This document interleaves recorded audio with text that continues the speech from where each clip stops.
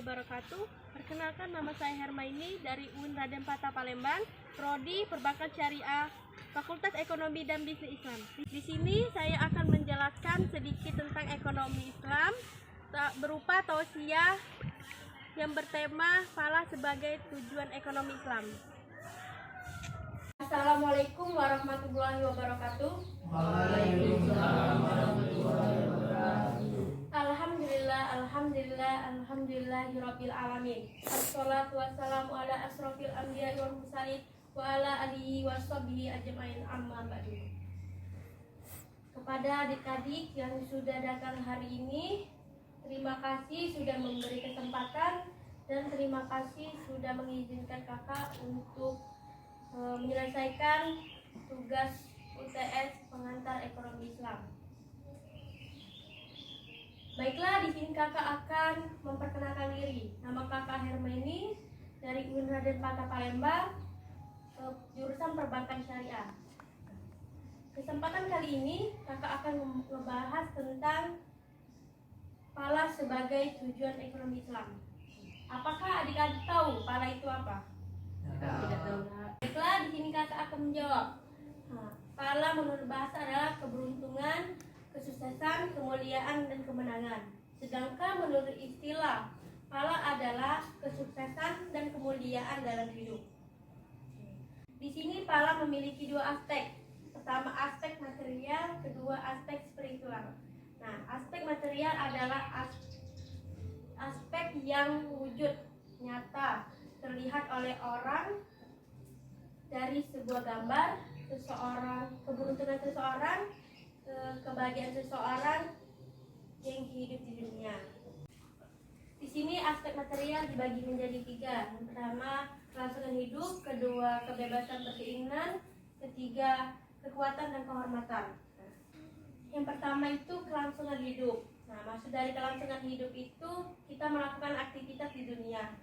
Nah, seperti konteksnya tuh seperti kita melakukan aktivitas ekonomi.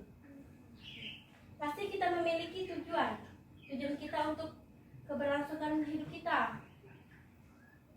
Semua makhluk yang ada di dunia ini, mereka akan berusaha untuk melanjutkan hidup. Nah, baik seperti manusia, hewan, tumbuhan, dan lain-lain.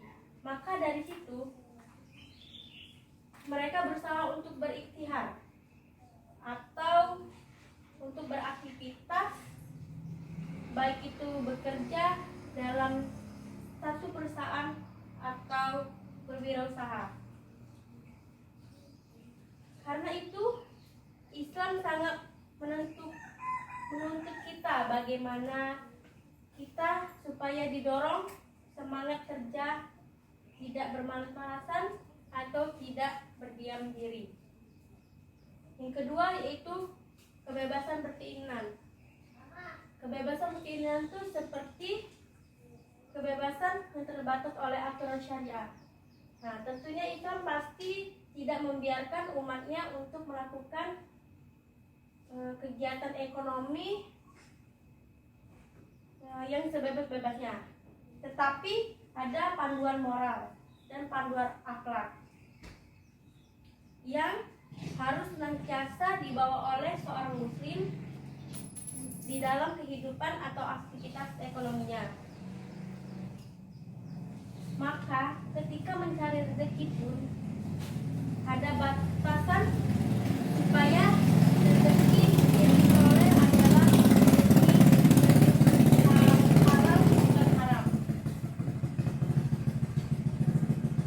Pertanyaan itu akan menjadi panduan seseorang muslim supaya mereka mencari suatu rezeki tidak asal saja, tidak bebas, tidak sebebas-bebasnya, tetapi bebas dengan tuntunan syariat Allah Subhanahu wa taala. Yang ketiga adalah kekuatan dan kehormatan. Maksud dari sini adalah bahwa dalam kehidupan kita beraktivitas ekonomi jangan ada upaya-upaya manusia yang kita lakukan itu malah meruntuhkan kehormatan kita sebagai manusia yang dicintai Allah Subhanahu wa taala. Di mana manusia itu pada dasarnya diciptakan oleh keadaan yang sempurna. Dalam Al-Quran disebutkan itu laqad khalaqnal insana fi taqwim, yang artinya maka sesungguhnya manusia itu diciptakan dalam keadaan yang sempurna. Tetapi seringkali manusia menjerumuskan dirinya sendiri, mengorbankan kehormatannya, harga dirinya.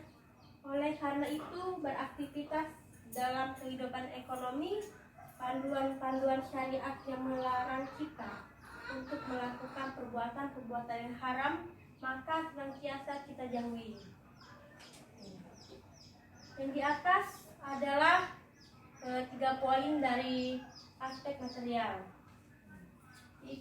Selanjutnya akar problematika dasar ekonomi Islam dalam mencapai kalah. Akar permasalahannya dapat tercapai kalah yang diukur dengan masalah. Yang pertama, konflik antara tujuan hidup. Yang ketiga, merataan sumber daya manusia, dan ketiga, keterbatasan manusia. Semua itu masuk dalam permasalahan ekonomi. Seperti ekonomi konvensional menyampaikan masalahnya itu kelangkaan relatif. Kelangkaan relatif itu di mana kebutuhan manusia yang tidak terbatas, sementara sumber daya yang ada itu terbatas. Maka yang terjadi kelangkaan.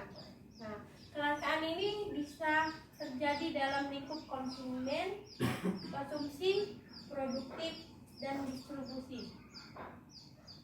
Secara umum banyak permasalahan ekonomi adalah kelangkaan, tetapi dibantah tidak selamanya permasalahan ekonomi itu terletak kepada kelangkaan.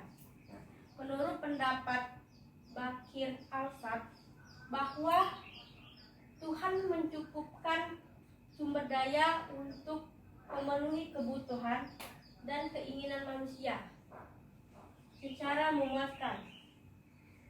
Manusia sendiri yang menyebabkan masalah dan tidak mampu mengelola lebih jauh untuk memenuhi kebutuhan, dan kelangkaan juga terciptanya karena tidak ada keadilan. Seringkali orang-orang yang kaya tidak diberi prioritas yang utama. Orang-orang yang punya modal atau kekayaan yang banyak diprioritaskan, sedangkan orang yang lemah justru menjadi pihak yang sering sekali diacukan maupun diabaikan. Sekian itu dari saya. Semoga pembahasan ini bisa memberi pemahaman dan kemanfaatan bagi kita semua. Amin. Saya Hermaini untuk undur diri dan terima kasih. Wassalamualaikum warahmatullahi wabarakatuh. Waalaikumsalam warahmatullahi wabarakatuh.